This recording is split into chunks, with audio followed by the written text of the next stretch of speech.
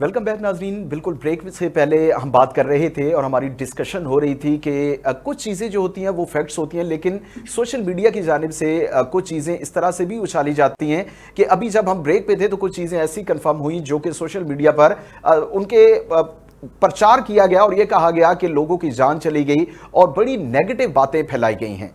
तो नाजरीन, आज के प्रोग्राम में बेसिकली हमने ये डिस्कशन जो है वो ज़रूर करनी है कि जो फैक्ट्स हैं, जाहिर है अगर ड्राइविंग के दौरान या किसी भी किस्म की गफलत की वजह से अगर किसी की जान जाती है तो ये बहुत अलमनाक है, अफसोसनाक है। लेकिन क्या अगर तस्वीर का दूसरा रुख देखा जाए तो क्या वाकई ऐसा हुआ है? क्या किसी की जान गई है या कोई जख्मी हुआ और उसे बढ़ा चढ़ाकर सोशल मीडिया पर पेश किया गया और उसके नतीजे में इश्ताल फैलाया गया और लोगों ने फिर गाड़ियां जलाई और मामला जो है वो संगीनी की तरफ चले गए? एसएसपी सेंट्रल डॉक्टर कमर रिजवी साहब ने भी हमें ज्वाइन किया है। डॉक्टर साहब, बहुत शुक्रिया, आपके वक्त आपने वक्त निकाला और यहां तशरीफ लाए। और आपको बताते चलें कि आज हम गुफ्तगू में इन्हें शामिल करेंगे और ये देखेंगे कि उस वक्त जो 11 गाड़ियां कहीं जा रही हैं, फिर 9 गाड़ियां कहीं जा रही हैं, एक्चुअल में क्या हुआ और उस वक्त जो है इनकी जानिब से बड़ी भरपूर कार्रवाई की गई और वो अनासिर जो है उनका क्या मौकफ सामने आया? क्या कोई थर्ड पार्टी ऐसी है जो कि शहर कायद का अमन अमान तबाह कर रही है? और दोबारा फिर मैं जो है नजीर शाह हमारे साथ मौजूद है, उनकी तरफ जाऊंगा। डॉक्टर साहब, सबसे पहले तो ये बताइए कि उस वक्त एक्चुअल में मामला हुआ क्या और क्या चीजें सामने आई? क्या वाकई ये एक्सीडेंट से हलाकतें हुई और या कि मामला कुछ और था? और उसके बाद आपकी जानिब से फिर क्या कार्रवाई की गई? जी, बिस्मिल्लाह रहमान रहीम। सबसे पहले जैसे कि आपने वाकया पूछा, पहले वाकये के मैं फैक्ट्स जो हैं वो दोहराता चलूँ जी, उसके बाद फिर गुफ्तगू को आगे बढ़ाएंगे। तकरीबन कोई 12 बजे रात का वाकया होगा परसों, और इसके कुछ टचिंग हुई और फिर वो ट्रॉलर जो था वो आगे निकल गया। वो बच्चा मामूली ज़ख्मी हुआ, ब्रूजेस आए और वो अस्पताल से अपना इलाज करा के डिस्चार्ज भी हो गया। और उसके बाद सोशल मीडिया पे बड़ी नेगेटिव खबरें आने लगीं कि और अफवाह फैलाई जाने लगी कि कोई लोगों की अफराद की हलाकत हो गई है और इतने लोग बेरहमी से मार दिए गए। कुछ भी ऐसा नहीं था। और उसके बाद कोई ऐसा कुछ नहीं था? जी बिल्कुल नहीं, बिल्कुल। मैं आपको किया ना, सिर्फ एक बच्चा मामूली जख्मी और वो भी अपना अस्पताल से इलाज करके, और उसकी तस्वीर, उसका नाम और सब कुछ मौजूद है। सही। वो अपना इलाज करके डिस्चार्ज भी हो गया। लेकिन इन अफवाहों के जोर की वजह से ये हुआ कि कोई तकरीबन 5 के करीब डंपर्स और 4 आपके जो हैं वाटर टैंकर्स, इनको ये डिस्ट्रिक्ट सेंट्रल में इनको नजर आतिश किया गया। और उसके बाद फिर पुलिस और हमारी एजेंसीज ने इसको कंट्रोल किया और शरपसंद अनाज को गिरफ्तार भी किया। हमारी नफरी भी मौजूद थी, बाद में हमने फौरी तौर पर रिमूवल किया गाड़ियों का। मैं अर्ज ये करना चाहता हूँ जी कि बाशऊर कौमें, मुतमद्दिन कौमें, उनमें हर फर्द का भी एक फ़र्ज बन जाता है। हम एक मुतमद्दिन कौम हैं। आप इस बात को रियलाइज़ करें, बीइंग अ प्रूडेंट पर्सन, एक होशमंद आदमी के तहत आपकी कौमी जिम्मेदारी भी बनती है। और कौमी जिम्मेदारी ये है कि अगर आपने कोई ऐसी नेगेटिव और इतला फैलाई तो उससे न सिर्फ ये कि आपके मुल्क के अंदर और आपके शहर के अंदर इंतशार फैलेगा, बल्कि जो बैनुल-अक़वामी तौर पे बाहर ममालिक में आपका डायस्पोरा काम कर रहा है, उनके अजीज रिश्तेदार भी यहाँ रहते हैं। बिल्कुल। फिर जो लोग फॉरेन इन्वेस्टमेंट यहाँ लाना चाहते हैं, उन पर कितना ये एक चीज़, एक बात, एक गलत बात, कितना उसका पैरामीटर्स कितने उसके कहाँ तक फैल रही है। तो मैं अपील यही करूँगा कि बाशऊर शहरी होने का सबूत दें, इस मुल्क से, इस वतन से अपनी मोहब्बत का सबूत दें। और ये ना सोचें कि आपके साथ की वजह से कोई पुलिस को फ़ायदा हो जाएगा या उससे पुलिस का फ़ायदा नहीं है। इससे सब आपका पूरा, अगर पुलिस का फ़ायदा है तो पूरे माशरे का फ़ायदा है इसमें कि अमन व अमान कायम रहे और इंतशार न फैले। तो मेरी यही अपील होगी कि तस्दीक के बगैर बात को आगे ना बढ़ाएं। और मैं बड़ा शुक्रिया अदा करता हूँ मीडिया का, बड़ी जिम्मेदारी का मुजाहरा किया। हमसे पूछा गया बराह रास्त कि क्या वाक़या हुआ है, उसके बाद खबर को आगे बढ़ाया गया है। जैसे जैसे फैक्ट्स आते गए वैसे वैसे देते गए। तो मैं सोशल मीडिया से भी इसी जिम्मेदारी की उम्मीद रखता हूं और उनसे अपील करता हूं कि बराए मेहरबानी अपनी कौमी जिम्मेदारी का एहसास करें। बिल्कुल बिल्कुल डॉक्टर साहब, आपने सही बात की और बड़ी निशानदेही की। एक्चुअली आपको प्रोग्राम में बुलाने का मकसद भी यही था कि एक्चुअल जो फैक्ट्स थे जो उस रात हुआ वो आवाम के सामने और हमारी जो व्यूअर्स हैं उनके सामने रखा जाए। अच्छा, नज़ीर शाह हमारे साथ मौजूद हैं, बड़े सीनियर रिपोर्टर हैं, जर्नलिस्ट हैं। नज़ीर शाह, अब मामलात जो हैं वो ये नजर आ रहे हैं कि जो प्रोपेगेंडा है सोशल मीडिया मीडिया का बेसिकली वो बड़ा नेगेटिव रोल प्ले कर रहा है। और यहां पे हमने देखा कि शहर कायद के अमन अमान को टारगेट किया गया, जिसमें दो मजबूत जो ताकतें हैं उन्हें लड़ाने की कोशिश की गई, उनके दरमियान नफरतें बनने की एक साजिश खेली गई। तो आप चूंकि ये मामला बड़े करीब से देखते रहे हैं, इससे पहले माजी में भी आपने इस तरह की कवरेज की, आपने इस तरह की कई स्टोरीज देखी, तो शहर कायद के साथ इस तरह से क्यों होता है? क्या ये साजिश अंदर से जन्म लेती है? मामला होता कहां से शुरू है? देखिए, गुज़श्ता चंद सालों में जैसे जैसे सोशल मीडिया ग्रो कर रहा है, तो हमने जो सबसे ज्यादा नेगेटिव पॉइंट जो सोशल मीडिया का देखा है, सोशल मीडिया फॉल्स इंफॉर्मेशन का एक ऐसा टूल बन चुका है जिससे अगर सोशल मीडिया से आप चाहें तो मोहब्बतें भी फैला सकते हैं, लेकिन ये इस वक्त नफरतों का ऐसा मरकज बन चुका है जिससे लड़ाइयाँ लड़ी जा रही हैं और इनडायरेक्टली कोई ना कोई किसी न किसी वजूहात की बिना पर इस टूल को इस तरीके से इस्तेमाल कर रहा है कि आपने 2 रोज कबल आपने देखा कि कैसा वाकया पेश आया कि 5 डंपर, 1 ट्रक, 3 से 4 टैंकर्स को आग लगा दी गई।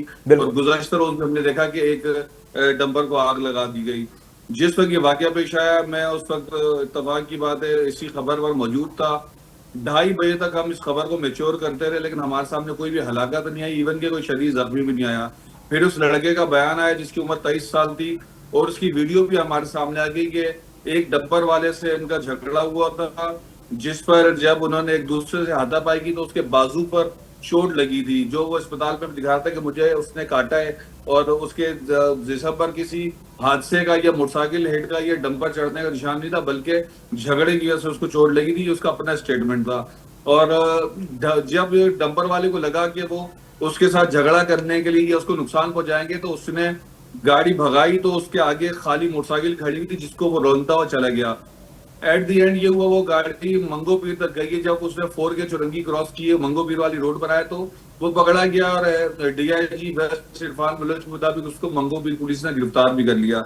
सही सही। इन बिटवीन ये हुआ कि सोशल मीडिया पर ये खबर फैली कि एक खातून समेत कई अफराद इसमें कुचले गए या जाबाक हो गए, 3 मोटरसाइकिलों को कुचला है और लोगों ने न खबर की तस्दीक की। आओ देकर बताओ, पहले तो बैक टू बैक उन्होंने उसी सड़क पर मौजूद 5 डंपर्स को आग लगाई और एक बर्फ का ट्रक था उसको आग लगा दी।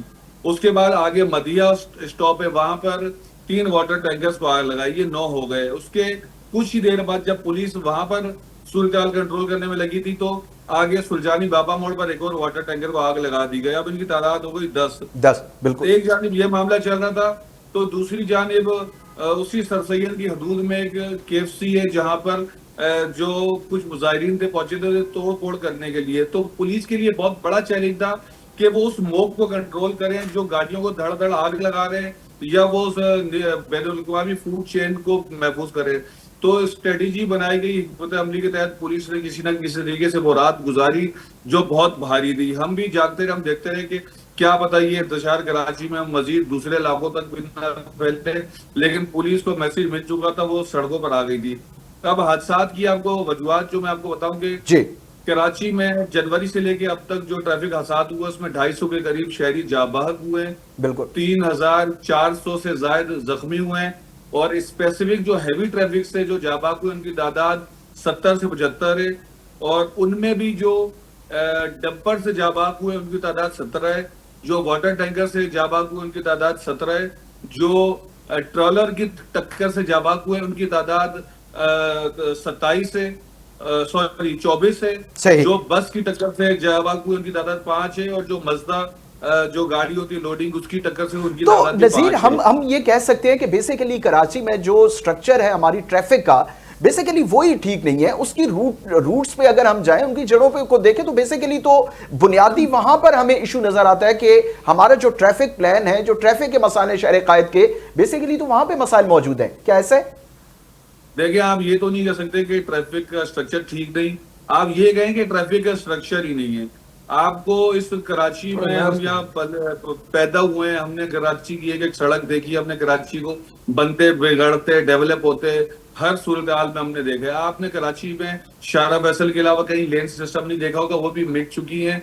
जबकि ट्रैफिक इंजीनियरिंग ब्यूरो का एक काम है कि हर मखसूस वक्त के बाद उन लेनों को दोबारा से पेंट कराए ताकि वो विजिबल हो, क्या टाइल्स बिल्कुल लगाए। बिल्कुल। नजीर, मैं दोबारा आपकी तरफ आता हूं और डिटेल पे इनसे बात करता हूं। अच्छा, जी जी, मैं दोबारा आपकी तरफ आता हूं। डॉक्टर साहब हमारे साथ। अच्छा डॉक्टर साहब, अभी ट्रैफिक की बात हो रही है कि ट्रैफिक का बेसिकली कोई उस तरह से स्ट्रक्चर या प्लान है ही नहीं, तो फिर किस तरह से हम किससे मुर्दे इल्जाम ठहराएं? और इसमें क्या आप ऐड करना चाहेंगे कि ये जो मामलात और ट्रैफिक हादसा हो रहे हैं और वो भड़क कर शहर कायद के अमन व अमान तक बात पहुंच चुकी है? अच्छा, मैं आपसे अर्ज करूं जी कि ये सिर्फ ट्रैफिक मैनेजमेंट से मुराद ट्रैफिक पुलिस नहीं होती, ये पूरा ट्रैफिक मैनेजमेंट सिस्टम। और जैसे अभी नजीर भाई ने कहा कि ट्रैफिक इंजीनियरिंग ब्यूरो ये बहुत अरसे से इदारा रिडंडेंट हो चुका था, इसमें अपना काम ही यानी गैर फाल हो गया था बिल्कुल। तो अब उसके लिए दोबारा हमारे डीआईजी साहब और आईजी साहब की कोशिशों से इसका रिवाइवल किया गया है। इसको दोबारा मेयर कराची साहब की सरबराही में और इसके सेक्रेटरी हमारे डीआईजी ट्रैफिक पीर मोहम्मद शाह साहब होंगे, इसको दोबारा रिवाइवल किया गया है।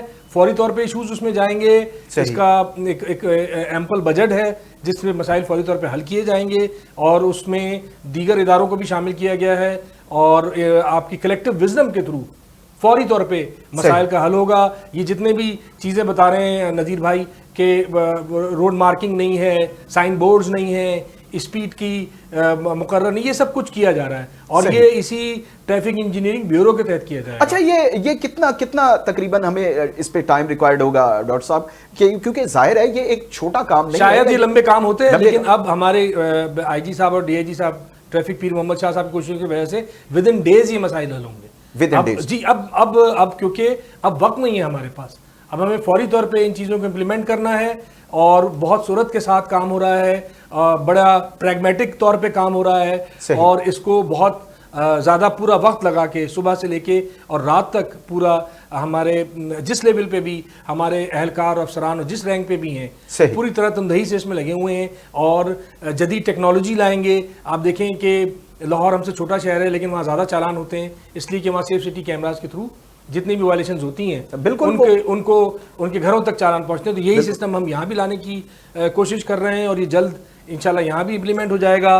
नफरी में भी इजाफा हो रहा है और बेहतर इक्विपमेंट और चीज़ें इंशाल्लाह ली जा रही हैं और विद इन डेज चीज़ों का सोल्यूशन किया जाएगा। अच्छा नज़ीर साहब, ये बताइए कि ट्रैफिक के मामला तो हम उम्मीद कर सकते हैं कि बेहतर हो जाएंगे, लेकिन जो नॉन स्टेट एक्टर्स बीच में अपना किरदार अदा करते हैं, जाहिर है डॉक्टर साहब भी हमारे साथ मौजूद है और इनसे भी मैं जानना इनका मौक़िफ़ लूंगा कि उन्हें किस तरह से कंट्रोल किया जा सकता है। क्योंकि हमने देखा कि कोई इशू होता है तो फिर सोशल मीडिया के थ्रू एक तो हाइप क्रिएट की जाती है और उसके खिलाफ फिर प्रैक्टिकली हमने देखा कि साजिश बुनी जाती है बाकायदा ताकि अमन अमान खराब किया जाए।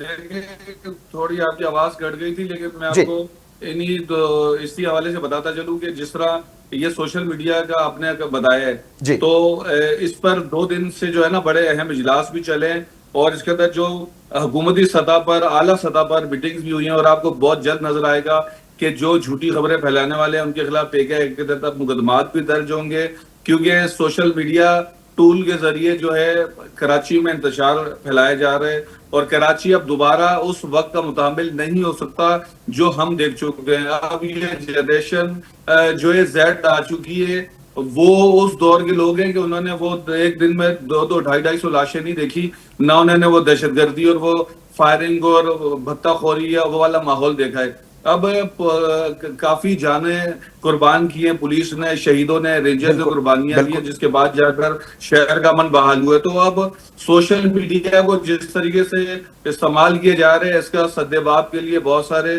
काम जो है क्यू में प्लानिंग में आपको बहुत जल्द पता चल जाएगा कि PK के तहत मुकदमात भी दर्ज किए जा रहे हैं। मैं एक और चीज ये बता रहा था कि ट्रैफिक इंजीनियरिंग जी बिल्कुल। अच्छा, हमारे पास टाइम बिल्कुल मुख्तसर है डॉक्टर साहब, अब आखिर में क्या कहेंगे कि ये सारे इक़दामात किए जा रहे हैं, बड़ी खुशाइन बात है सिंध गवर्नमेंट की जानिब से, आपके डिपार्टमेंट की जानिब से भी, और हमने बिल्कुल देखा है कि फील्ड में किस तरह से आपका डिपार्टमेंट काम कर रहा होता है, कुर्बानियां हमारे सामने है। आखिर में क्या पैगाम देना चाहेंगे आवाम को और क्या कहेंगे ट्रैफिक के हवाले से, और जो इस किस्म की अफवाहें होती हैं उससे क्या जो है वो खतरात सामने आते हैं शहर कायद में, इस हवाले से क्या कहेंगे?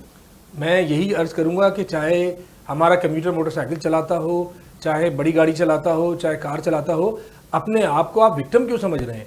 आप इस ट्रैफिक में आपकी भी गाड़ी चल रही है, ताउन के साथ आगे बढ़ें, तहम्मुल के साथ आगे बढ़ें। इस तरह नहीं है कि आप एक दूसरे के साथ दस्तो गरीबान हो जाएं।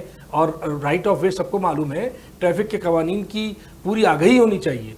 अगर आपको कानून का इल्म नहीं तो ये कोई एक्सक्यूज़ नहीं है। आप पढ़ें ट्रैफिक कवानीन को, रोड पे दूसरे के क्या हकूक़ हैं, आपका क्या हक बनता है, उससे आपकी तलखियाँ कम हो जाएंगी जब आपको पता चलेगा कि दरअसल राइट ऑफ वे किसका था, किसको आगे निकलना था, आपको कहाँ से जाना था। गलत जगह से वन वे की खिलाफ वर्जी ना करें जो कि इतनी ज़्यादा हो चुकी है। अब उसको हम रोक भी रहे हैं। और मैं शहरियों से भी अपील करूंगा कि हमारा डायस्पोरा जो बैनुल अक़वामी तौर पे इतना लॉ अबाइडिंग मशहूर है और बड़ी अच्छी शोहरत रखता है, आप वो पाकिस्तान में, पाकिस्तान के शहरों में, कराची में उसको भी अपनाएं और कानून की पासदारी रखने वाले जिम्मेदार शहरी होने का सबूत दें। बिल्कुल बिल्कुल, यही बात है और यही पैगाम है कि कोई मसला आता है, अगर आपके पास अवेयरनेस है, ट्रैफिक के हवाले से आपके पास अवेयरनेस है, आपको पता है कि आपके राइट्स कहाँ पे हैं या दूसरे के राइट्स कहाँ पे हैं, तो डेफिनेटली फिर हम ये नहीं कह सकते कि किसी दूसरे का कसूर है या सारा कसूर हम उसके सर नहीं डाल सकते। दूसरी चीज़ बड़ी इंपॉर्टेंट जो कि नज़ीर शाह और हमारे साथ पहले भी मौजूद थे, लियाकत जो महसूद सदर डंपर एसोसिएशन, वो भी हमारे साथ मौजूद थे। उनका भी ये कहना था कि सबसे पहले मामला देखें कि मामला है क्या। अगर अफवाह है या कोई अफवाहों पर मबनी कोई खबर है तो उस पर कान ना धरें और अपने आप को आउट ऑफ कंट्रोल ना करें, ताकि जो नॉन स्टेट एक्टर्स हैं, जो ऐसी ताकतें हैं जो कि मुल्क का अमन अमान खराब करना चाहती हैं, इस शहर कायद को टारगेट कर रही हैं, उन्हें नाकाम बनाना आपकी भी जिम्मेदारी, हमारी भी जिम्मेदारी है। मैं शुक्रिया अदा करूंगा SSP सेंट्रल डॉक्टर कमर अब्बास रिजवी हमारे साथ मौजूद थे और हाजी लियाकत महसूद हमारे साथ मौजूद थे। आपका भी बहुत शुक्रिया। नज़ीर शाह सीनियर जर्नलिस्ट हमारे साथ प्रोग्राम में मौजूद थे। टाइम मुख्तसर था, हम कोशिश करेंगे कि आने वाले दिनों में एक तवील और एक डिटेल जो है प्रोग्राम इस पर दोबारा से करें। आज के प्रोग्राम से इजाज़त दीजिए। अपना और अपने अहले खाना का ख्याल रखिएगा। अल्लाह ने के बाद।